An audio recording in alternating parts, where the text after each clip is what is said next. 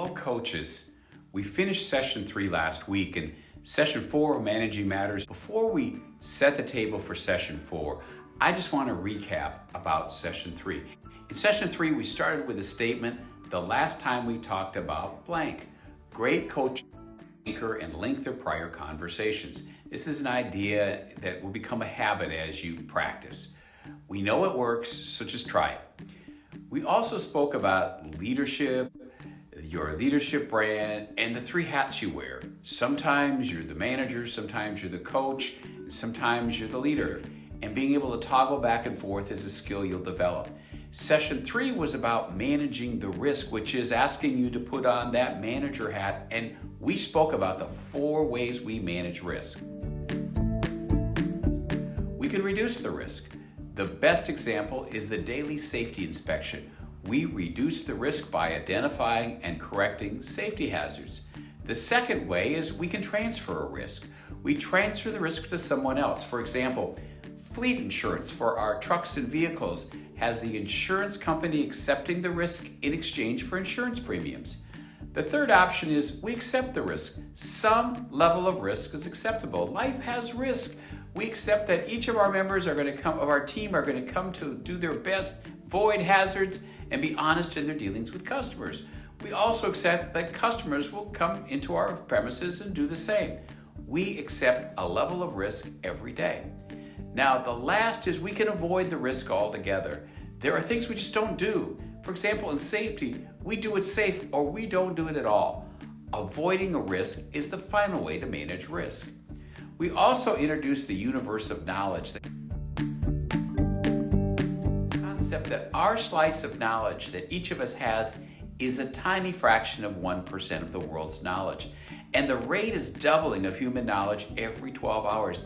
There is a lot that we don't know, and that gap is continuing to grow.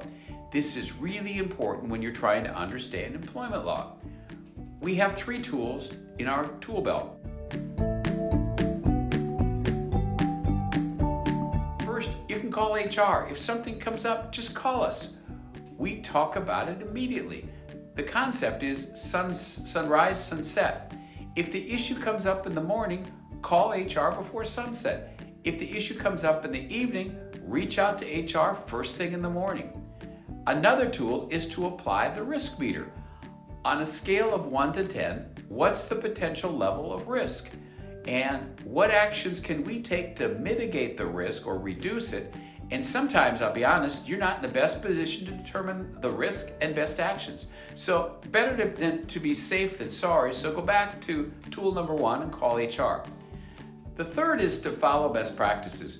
We use the traffic light example to illustrate the concept, red, yellow, and green. We talked about the importance of always try to stay in the green. Whether you're a manager in the US or Canada, you're expected to follow the laws and regulations in the country you work. And we know there's a lot in the US. There's 180 laws, and there's state laws, federal laws, there's regulatory interpretations, judge-made law. The same and even more goes for managers who operate in the Canadian regulatory environment. We asked 5 things. First, you have a duty to report violations, potential violations, using that sunrise or sunset formula.